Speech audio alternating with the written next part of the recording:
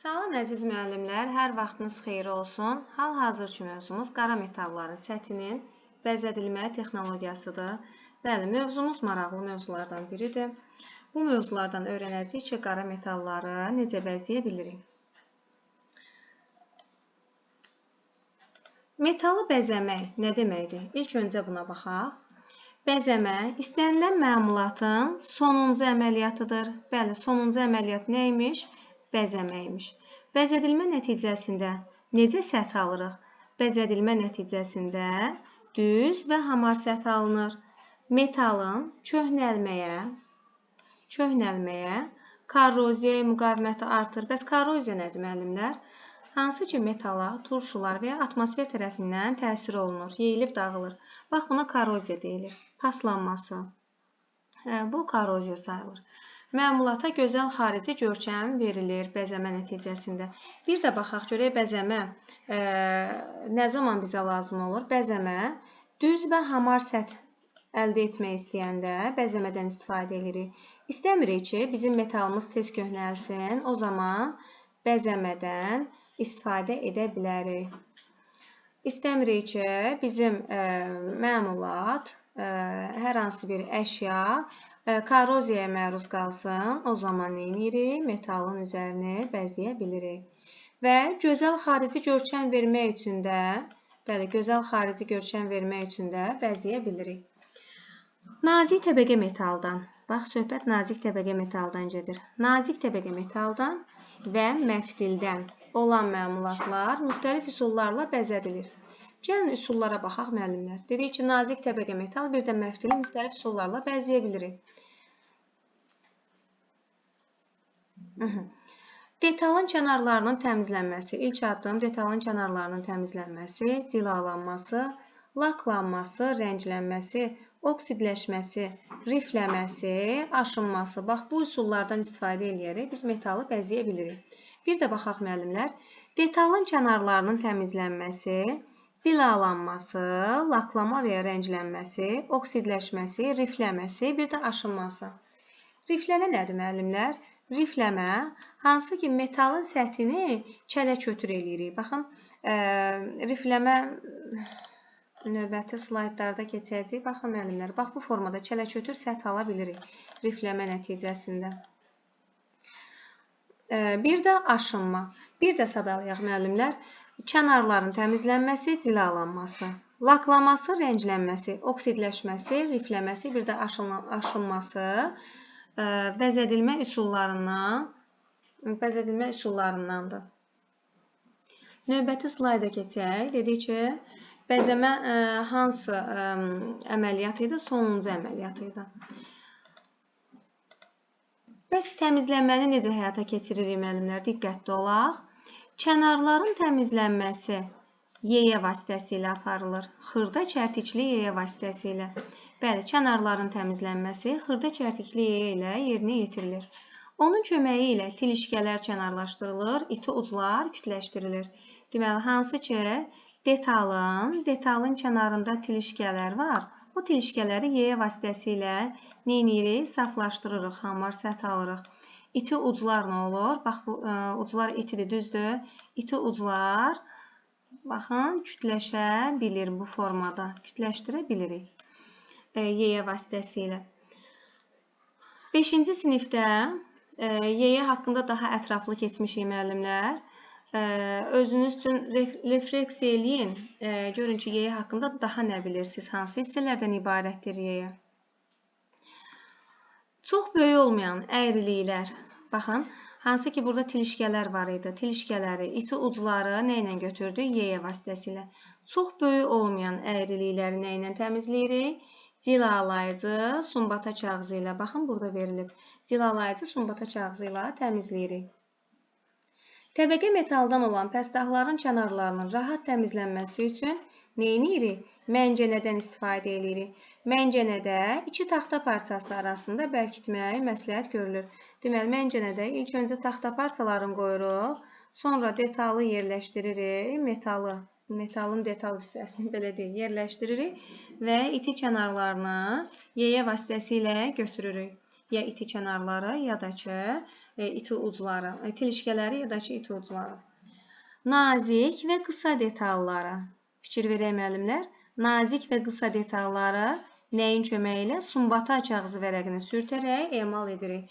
Deməli, sumbata kağızına hansıları istifadə edirik? Çox böyük olmayan əyriliklər idi, nazik və qısa detallar idi. Detallar oduncaq qəlib ilə sıxılır və bir qədər güc sərf edilməklə sumbata kağızının səthində irəli-geri hərəkət etdirilir. Deməli, oduncaq qəliblə sıxırıq və bir qədər güc sərf etməklə sumbata kağızını irəli-geri hərəkət etdirməklə nə edirik? Cilalama işini aparırıq. Növbəti slayda keçid edək, müəllimlər.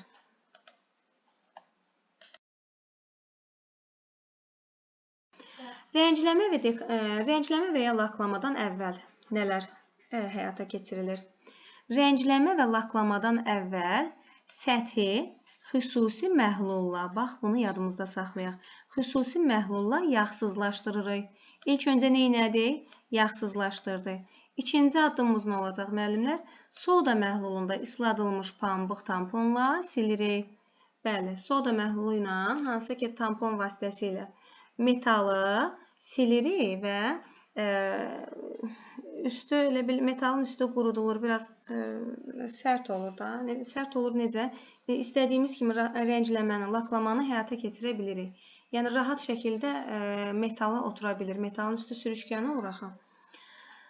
Rəng və ya lak quru metal səthə xırda boya balonundan, baxın, xırda boya balonundan tozlandırma üsulu ilə dola bilər. Bütün səthə bərabər olaraq fırça ilədir. Bəli, boya balonu ilə də biz tozlandıra bilirik. Fırça ilə də çəkə bilirik. Yəni, ikinci üsul da budur. Fırça ilə də çəkə bilirik. Detala sürtülmüş yağlı boya əsaslı surətdə bütün istiqamətlərdə yaxılır. Bəli, bütün istiqamətdə yaxırıq. Boyanın və ya lakın ikinci qatı birinci qat quruduqdan sonra çəkilir. Bəli, birinci qat alabulu olur. Yəni, tam da istədiyimiz effekti ala bilmirik. Ona görə də ikinci qatı da çəkmək məcburiyyətində qalırıq. Bəs ikinci qatı necə çəkirik? Birinci qat quruduqdan sonra ikinci qatı çəkirik. Bu zaman boya təbəqəsi hamar alınır. Rənglənmiş səthi isə gözəl görünüş əldə edilir. Bax, bayaq dediyim kimi birinci çəkdiyimiz qatda alabulu olur. İkinci çəkdiyimiz qatda isə səliqəli, gözəl görünüş ala bilirik. Lak və ya boya örtüyü məmulatın səthini korroziyadan qoruyur. Bəli, bunu birinci slaydda da demişdik ki, bəzəmə nə üçündür? Korroziyadan qorumaq üçün, bəli, rəngləmə və yaxud da lak örtüyü çəkmək bizim nə kimi işimizə yarayır? Korroziyadan məmulatın səthini qoruya bilirik. Fırçalar içərisində su olan bankada və ya xüsusi asmada saxlanılır. Deməli, fırçaları istifadə etdikdən sonra bankanın daxilinə su yığırıq və o fırçaları bankada saxlaya bilirik. Bir də xüsusi asmada saxlaya bilirik. Deməli, rəngləmə və ya laklamadan əvvəl nə etdik müəllimlər? Xüsusi məhlulla metalın səthini yağsızlaşdırdıq. Daha sonra nə etdik? Soda məhlulunda isladılmış pambıq tamponla sildik. Hansı üsullarla rəng və ya lak çəkə bildik biz? İki üsulla etdik. Bir boya balonundan tozlandırma üsulu ilə, bir də ki, fırça ilə bütün səthə bərabər olaraq nə etdik? Boyanı çəkdik. Bütün istiqamətlərdə boyanı biz çəkmiş olduq. Bəs boyanın çəkilmə qaydası necə idi, müəllimlər? İlk qat, birinci qatı çəkirik. Birinci qat quruduqdan sonra ikinci qatı çəkirik. Lak və boya örtüyü nədən qorudu metalı? Məmulatı nədən qorudu? Korroziyadan qorudu. Bəs sonda fırçaları nə etdik? Fırçaları atmırıq. Növbəti dəfə istifadə üçün su olan bankada və yaxud da xüsusi asmada saxladıq.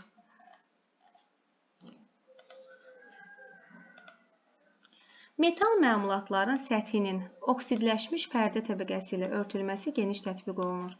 Bəli, geniş tətbiq olunan hansıdır? Məmulatın səthinin oksidləşdirilməsi. Oksidləşmiş təbəqə ilə, pərdə ilə örtülməsi, belə deyək. Deməli, metal məmulatların səthinin oksidləşmiş pərdə təbəqəsi ilə örtülməsi geniş tətbiq olunub. Buna oksidləşdirmə deyilir. Bəli, oksidləşdirmə. Bu məqsədlə məmulat mufel sobalarında. Gəlin görək mufel sobası nədir? Mufel sobası oda davamlı kütlədən hazırlanmış zavod sobasıdır. Zavod sobası oda davamlı kütlədən hazırlanmış. Deməli, mufel sobasında məmulatı qızdırırıq və xüsusi məhlulda soyuduruq. Deməli, ilk öncə qızdırırıq mufel sobasında, sonra soyutmağa məruz saxlayırıq. Belə məmulatların səthi qara və ya tünd göy rəngdə olur. Bəli, mufel sobasında qızdırdıq, soyutduq, rəngi necə oldu? Ya qara, ya da ki, tünd göy rəngdə olur. Bəzəmənin bu üsuluna zağlama deyilir. Zağlama. Zağlama nədir, müəllimlər? Metal səthinin təbəqə ilə örtülməsi, yəni qaraldılması. Neynədik? Mufel sobasında qızdırdıq, xüsusi məhlulda soyutduq. Nə oldu? Zağlama. Tez qaraltma, otaq temperaturunda metal məmulatlara gözəl, bir bərabərdə qara dekorativ və ya qoruyucu örtüyün verilməsi prosesidir. Deməli, zağlama və yaxud da oksidləşmə. Deməli, tez qaraltma nəyə uyğun gəlir? Həm zağlamaya, həm də ki, oksidləşməyə uyğun gəlir. Tez qaraltma, otaq temperaturunda metal məmulatlara gözəl, bir bərabərdə olan qara dekorativ və ya qoruyucu örtüyün verilməsi prosesidir. Deməli, həm qoruyucu örtüyü verir, həm qara dekorativ, həm də qoruyucu örtüyün, həm də bir bərabərdə, həm də ki, gözəl görünüş vermiş oluruq. Yəni, tez qaraltmanın bu kimi bizə xeyri var. Oksidləşmədən də dedik ki, geniş istifadə etdik. Metal səthinin bəzədilməsi üsullarından biri də rifləmədir. Bəli, rifləmə. Dəqiq yerinə yetirilmiş naxış açma. Kimyəvi məhsulla naxış açmanı xatırladan, bax, kimyəvi üsulla naxış açmanı xatırladan metalın çox sadə dekorativ bəzədilmə üsuludur. Nə? Rifləmə. Deməli, dəqiq yerinə yetirilən naxış açmadır. Kimyəvi üsulla naxış açmanı xatırladan metalın çox sadə dekorativ bəzədilmə üsuludur. Rifləmədən kiçik ölçülü məmulatların emalında gəlin görək necə istifadə olunur. Kiçik ölçülü məmulatların emalında bəzədilməsində istifadə olunur. Mebel furniturlarının elementlərində istifadə olunur. Böyük ölçülü metal təbəqələrinin emalında istifadə olunur. Böyük ölçülü metal təbəqələrinin emalında istifadə olunur. Bəs görəsən, rifləməni necə həyata keçiririk, müəllimlər? Baxın, metal səthin üstü kələ-kötürdür. Bunu necə eləyə bilirik? Necə bacarırıq bunu? Növbəti slaydımızda tanış olacaq. İlk öncə bu slaydı təkrar eləyək. Refleksiya eləyək, görək nə öyrəndik. Nə idi rifləmə, müəllimlər? Rifləmə dəqiq yerinə yetirilmiş naxış açma idi. Kimyəvi üsulla naxış açmanı xatırladırdı. Çox sadə dekorativ bəzədilmə üsuludur. Çox sadə dekorativ bəzədilmə üsuludur. Ən geniş yayılan üsul hansı idi? Ən geniş yayılan üsul isə oksidləşdirmə idi. Bəli, geniş tətbiq olunan üsul oksidləşdirmə idi. Bəs harada istifadə olunurdu rifləmədən? Kiçik ölçülü məmulatların emalında, yəni kiçik ölçülü məmulatların bəzədilməsində istifadə olunur. Mebel furniturlarında böyük ölçülü metal təbəqələrinin emalında istifadə olunur.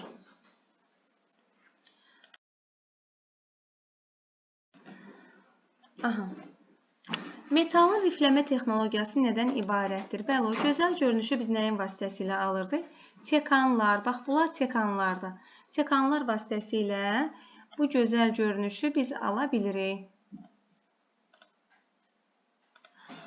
Rifləmə zamanı müxtəlif bucaq altında itilənmiş, uclarına fikir versək, müxtəlif bucaq altında itilənmiş, müxtəlif əyrilikdə ucluğu olan, bəli, ucluqları müxtəlif əyrilikdədir. Müxtəlif əyrilikdə ucluqları olan qələm şəkilli pərçim alətlərindən, qələm şəkli, bəli, qələmə oxşuyur, amma qələmin tiyəsi düzdür, kəsicidir. Çekanlarda isə belə deyil. Çekanlarda sadəcə biz çökdürmək üçün istifadə edirik. Metalın səthini çökdürmək üçün istifadə edirik. Bir də fikrimizi ümumiləşdirək müəllimlər. Rifləmə zamanı müxtəlif bucaq altında itilənmiş və müxtəlif əyrilikdə ucluğu olan qələm şəkilli pərçim alətlərindən, yəni nədən istifadə etdik? Çekanlardan istifadə etdik. Bu alətlərin qələmdən fərqi ondadır ki, onların metalı yazmayan, sadəcə onu çökdürən, kütləşdirilmiş işçi kənarı vardır. Bəli, tutacaq yeri var, qələm kimidir. Sadəcə ucluğu çökdürmək üçün istifadə olunur.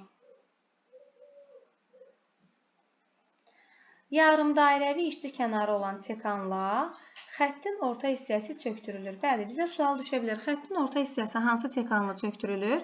Yarımdairəvi işçi kənarı olan çekanla. Onun kənarları isə rəvanlıqla yox dərəcəsinə enir. Kənarları rəvanlıqla yox dərəcəsinə enir.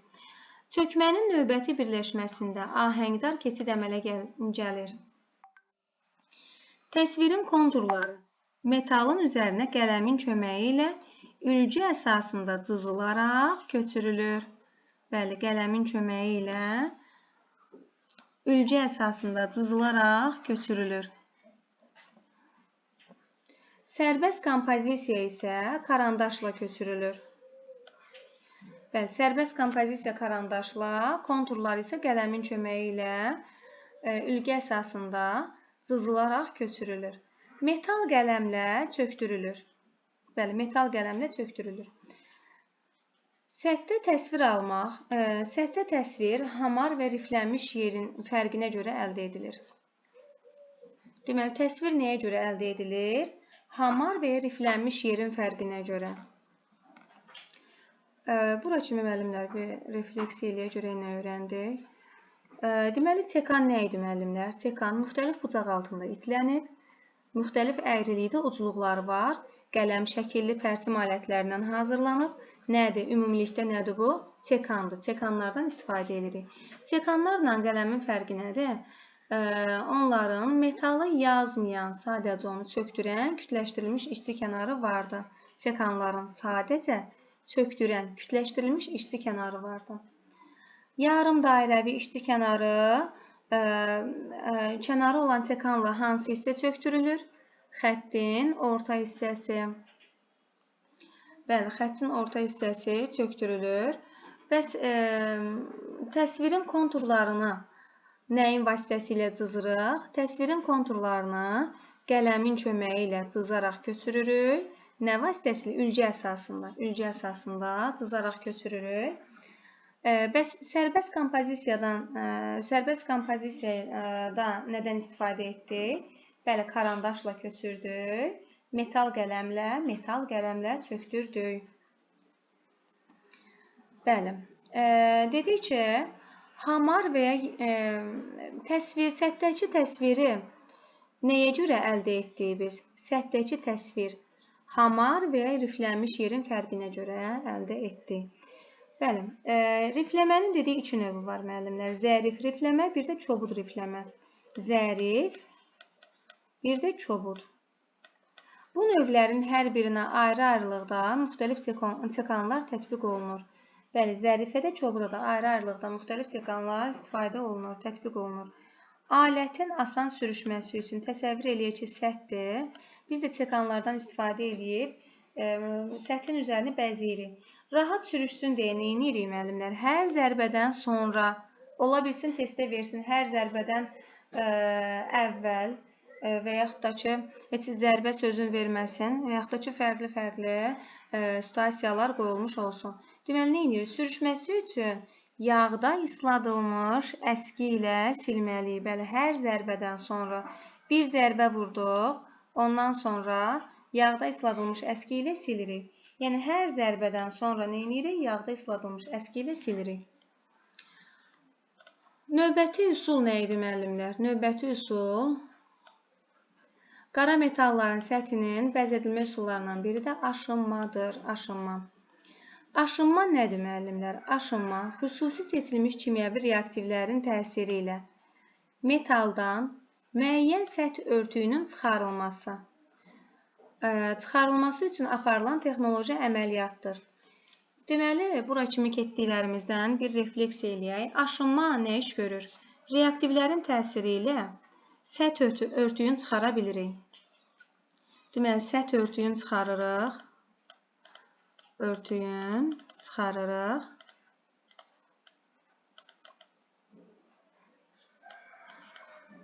Rifləmə nə idi müəllimlər? Rifləmə çekanlardan istifadə edək. Hansı ki, kənara kütləşdirilmiş çekanlardan istifadə edərək nə edirik? Çöktürürük. Rifləmə. Rifləmədə nə edirik? Çöktürürük. Çöktürmə. Daha sonra oksidləşmə nə idi müəllimlər? Oksidləşmə mufel sobasında qızdırırdıq, sonra soyudurduq. Məmulatın səthi rəngin dəyişirdi. Ya qara rəngdə olurdu, ya da tünd göy rəngdə olurdu. Rəngləmə və ya laklama da ki, hansı ki boya balonundan istifadə edərək tozlandırırdıq və yaxud da ki fırça ilə çəkirdik. Hələ ki, elə bilirəm, qaranlıq qalan bir məqam olmaz sizə. Aşınma, bir də baxaq, aşınma reaktivlərin təsiri ilə metaldan müəyyən səth örtüyünün çıxarılması üçün aparılan texnoloji əməliyyatdır. Bəs bu səth örtüyünü, bax bu çıxarılıb da, bu səth örtüklərində bəzi hissələr çıxarılıb. Bunu biz necə əldə edirik müəllimlər? İndi buna baxacağıq.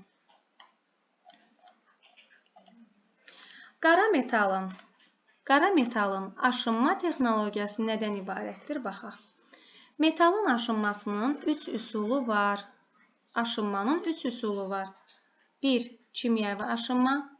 2. Elektrokimyəvi aşınma. 3. İyon plazmalı aşınma. Kimyəvi, elektrokimyəvi, iyon plazmalı. Kimyəvi aşınmaya buna maye aşınma da deyilir. Maye aşınma. Kimyəvi aşınma, maye aşınma. Elektrokimyəvi aşınma, qalvanik aşınma da deyilir. Qalvanik aşınma. İyon plazmalı aşınma, bu da quru aşınmadır. Bir də baxaq müəllimlər, üsullar hansıları idi? Kimyəvi aşınma, elektrokimyəvi aşınma, bir də iyon plazmalı aşınma. Qalvanik aşınma hansı idi müəllimlər? Hansına aid idi? Elektrokimyəvi aşınmaya. Bəs quru aşınma hansına daxil idi? İyon plazmalı aşınmaya. Bəs maye aşınma hansına daxil idi? Maye aşınma kimyəvi aşınmaya aiddir. Bəli, 3 üsulu öyrəndik. Gəlin bunları daha ətraflı öyrənək müəllimlər. İstənilən təsvir, ornament və yazıların kimyəvi vasitələrin köməyi ilə metalın səthinə köçürülməsi metalın kimyəvi aşınmasıdır. Deməli, kimyəvi aşınmada neynədik müəllimlər? Baxın, kimyəvi məhlulların köməyi ilə təsvirdir, ornamentdir. Biz onu səthin üzərinə köçürə bildik. Nəyin vasitəsilə? Kimyəvi məhlulların vasitəsilə. Gəlin indi baxaq. Aşınmanın mahiyyəti odur ki, metal üzərində təsvir aşınma yolu ilə əldə olunan dərinliklər hesabına yaranır. Bəli, burada şəkildə gördükdə dərinliklər, hansı ki, çökəkliklər var, hündürlü çıxıntılar var da, belə deyək, girintili çıxıntılıdır. Bəs elektrokimyəvi aşınma? Elektrokimyəvi aşınma, müəllimlər. Üzürlü sayın. Elektrokimyəvi aşınmanın kimyəvi aşınmaya nisbətən üstünlüyü böyükdür. Bəli, elektrokimyəvi aşınma kimyəvi aşınmadan üstündür. Gəlin diqqətlə baxaq, görək niyə üstündür. Bu üstünlüklərdən biri elektrokimyəvi üsulla aşınmada qalvanik elementdən istifadə olunmasıdır. Qalvanik element nədir müəllimlər? Elektrik cərəyanının kimyəvi mənbəyidir. Baxın müəllimlər, biz burada dedik elektrokimyəvi aşınma qalvanik aşınmadır. Çünki burada elektrik cərəyanından istifadə olunur. Ona görə də buna elektrokimyəvi aşınma deyilir. Bu üstünlüklərdən biri elektrokimyəvi üsulla aşınmada qalvanik elementdən istifadə olunmasıdır. Qalvanik elementlə aşınma daha tez müddətə baş verir. Bəli, tezdir. Metalın səthində təsvirin konturları daha tünd və aydın olur. Bəli, biz bunu kimyəvi aşınma ilə müqayisə etdik və gördük ki, həqiqətən də daha tez baş verir Bir də təsvirin konturları daha tünd və aydın olur. Bundan başqa, diqqətlə dinləyin müəllimlər, aşılayıcı maddələrin tərkibində zərərli maddələr olmadığından iş prosesində insanın sağlamlığına ziyan vuracaq qazlar əmələ gəlmir. Amma kimyəvi aşınmada insanın sağlamlığına ziyan vuracaq qazlar əmələ gəlir. Bəli, kimyəvi aşınma ilə qalvanik, hansı ki elektrokimyəvi aşınmanın fərqi nə oldu müəllimlər? Biz elektrik cərəyanından istifadə etdik. Tez bir zamanda, tez müddətdə baş verdi. Bir də ki, konturlar daha tünd və ya aydın oldu. Başqa, insanın sağlamlığına ziyan vuracaq qazlar əmələ gəlmədi elektrokimyəvi aşınmada.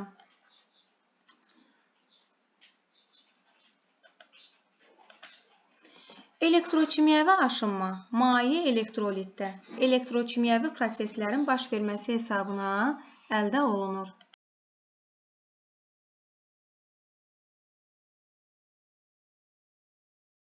Elektrokimyəvi aşınma dedik müəllimlər, maye elektrolitdə elektrokimyəvi proseslərin baş verməsi hesabına əldə olunur.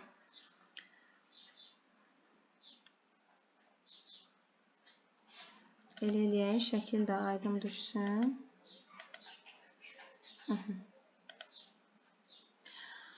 Metal məmulat qaynar suda yuyulur. İlk öncə neynədik? Metal məmulatı qaynar suda yuduq, qurutduq. Bəli, birinci addım budur. Yuduq, qurutduq. Hansı suda? Qaynar suda.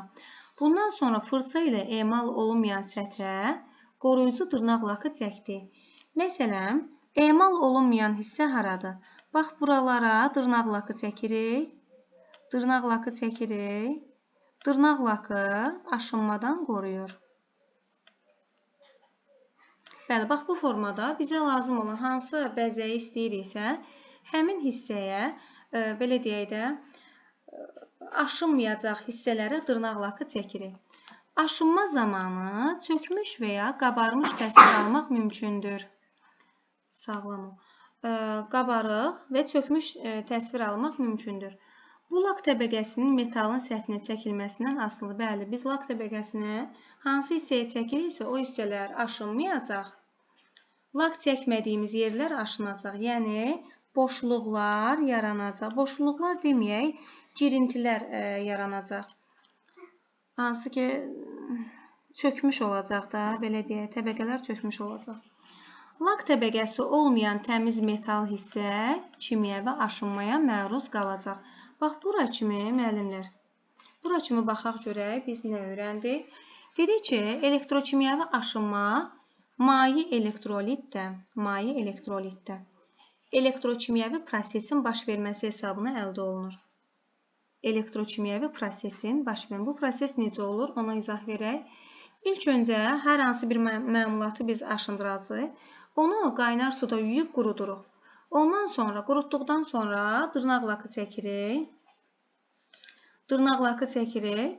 Aşınma zamanı çökmüş və qabarıq təsvir almaq mümkün olur. Deməli, bizim hansı ki bəzəkli təbəqə alırıq, bu təbəqə metalın səthinə lakın çəkilməsindən, lakı necə çəkirik, hansı bəzəkdə çəkirik, yəni ondan asılı olur. Lak təbəqəsi olmayan təmiz metal isə kimyəvi aşınmaya məruz qalır. Təbəqə olmayan, bax, lak təbəqəsi olmayan aşınmaya məruz qalır.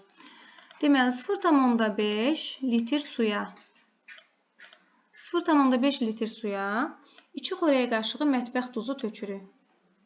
2 xörək qaşığı duz. Bir də 0,5 litr su, yarım litr su. Yarım litr suya 2 xörək qaşığı mətbəx duzu həll edirik. Prosesi aktivləşdirmək üçün elektrolitə polad elektrod salınır.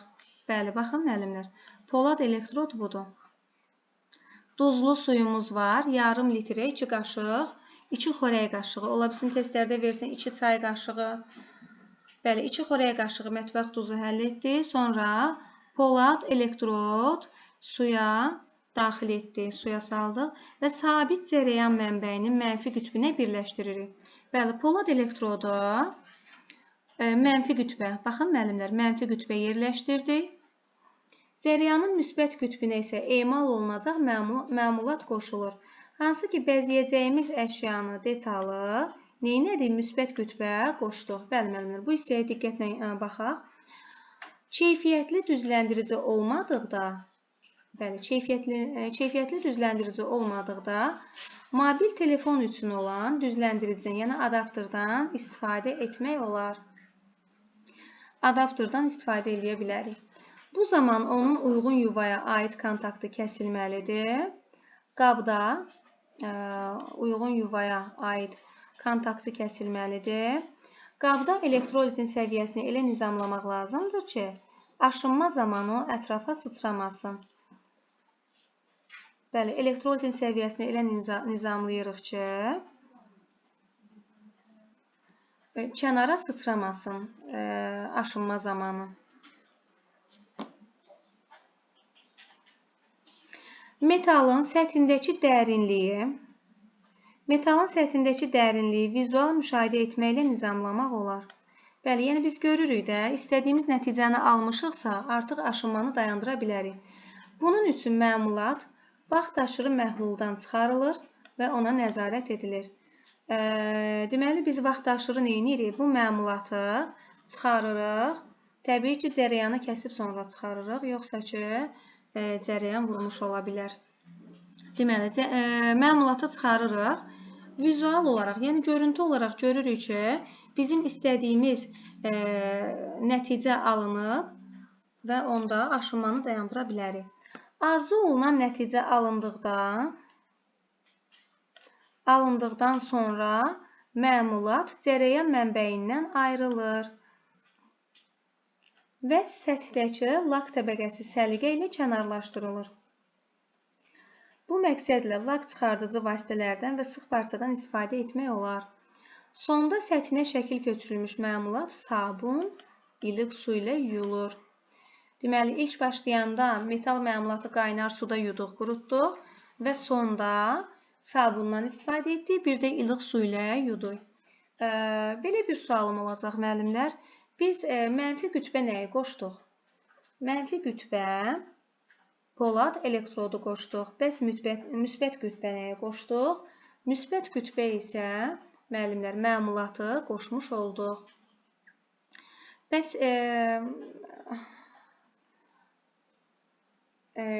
aşınma zamanı bizə nə qədər mətbəx duzu, nə qədər su lazım olur? Yarım litr, 0,5 litr su lazım olur, 2 xörək qaşığı duz lazım olur. Bəli, aşınmaya məruz qalan hissəyə dırnaq lakı vururuq, yoxsa aşınmaya məruz qalmayan hissəyə? Hansı hissə ki, aşınmaya məruz qalmamalıdır, o hissəyə dırnaq lakı vururuq. Dırnaq lakı metalı qoruyur. Yəni, həmin hissəni biz aşındırmaq istəmirik, ona görə də həmin hissəyə dırnaq lakı vururuq. Ən sonda nə edirik? Ən sonda məmulat aşınmaya məruz qaldıqdan sonra dırnaq lakını kənarlaşdırırıq. Hansı ki, lak çıxardıcı vasitələrdən istifadə etməklə. Bir də sıx parçadan istifadə etməklə. Elə bilirəm ki, müəllimlər, maraqlıdır, çətin deyil. Təhlükəsizlik və sanitariya qaydaları. Deyir ki, ancaq saz alətlə işləyin. Bəli, bu bizim hər zaman 5-ci sinifdən 9-cu sinifə kimi öyrəndiyimiz təhlükəsizlik qaydalarıdır ki, saz alətlə işləməliyik. Artıq biz bunu əzbərə bilirik. Məmulatın səthini cilalayarkən barmaqlarınızı yaralamamaq üçün tilişkə və iti kənarlardan qoruyun. Bəli, tilişkə və iti kənarlardan qoruyun. Məmulatları lakladıqda və ya boyadıqda yanğın əleyhinə təhlükəsizlik qaydalarına riayət edin. Laklama və rəngləmə əməliyyatlarını havası daim dəyişdirilən yerdə yerinə yetirin. Bəli, tez-tez havanı dəyişməyə lazımdır. Elə insan var ki, insanlar bəzən olur ki, lakın iyindən özünü yaxşı hiss eləməsin, zəhərlənsin və yaxud da ki, ürək bulanması, ürək getməsi ola bilər. Ona görə də tez-tez havanı dəyişdirməliyik. Əllərin və geyimin təmizliyinə nəzarət edin. Əlləri həlledicilərlə təmizləyin. Bu məqsədlə nə istifadə edəcəyik müəllimlər? Diqqətli baxaq. Ağ neft, skipidar, və ya xüsusi vasitələrdən istifadə edirik. Həll edicilərlə təmizləyirik. Bu həll edicilər də ki, hansı ki, ağ neft ola bilər, skibidar və yaxud da xüsusi vasitələr ola bilər əllərimizi təmizləmək üçün. Belə müəllimlər, burada bir hissəmiz də var. Ardıcıllıq da hansı ki, praktik işdir. Ola bilsin ki, imtahana düşmüş olsun. Ona görə də bunu məlumat olsun deyə yerləşdirdim. Qara metalın lak və ya boya ilə bəzədilməsi bizə hansı resurslar lazım olacaq? Qara metal parçası, məncənə lazım olacaq, yeyə komplekti lazım olacaq, sumbata kağızı, boya və yaxud da lak lazım olacaq, fırça lazım olacaq, bir də respirator. Respirator nə üçün idi müəllimlər? Hansı ki, tənəffüs orqanlarımızı qorumaq üçün istifadə olunurdu. İşin gedişi necədir müəllimlər? Diqqətlə baxaq. Məxməri yeyələr və ya sumbata kağızın köməyi ilə metal parçasının səthini və kənarlarını təmizləyin. Nəyin vasitəsilə? Yeyə. Hansı yeyə? Məxməri yeyə. Məxməri yeyə vasitəsilə, bir də sumbata kağızı vasitəsilə metal parçasının səthini və kənarlarını təmizləyin. Metal parçasının səthinə lak və ya boya çəkin. Örtüyün keyfiyyətini və metalın xarici görünüşünü yoxlayın. Bəli, bunu əlavə informasiya olsun deyə sizin üçün yerləşdirdim.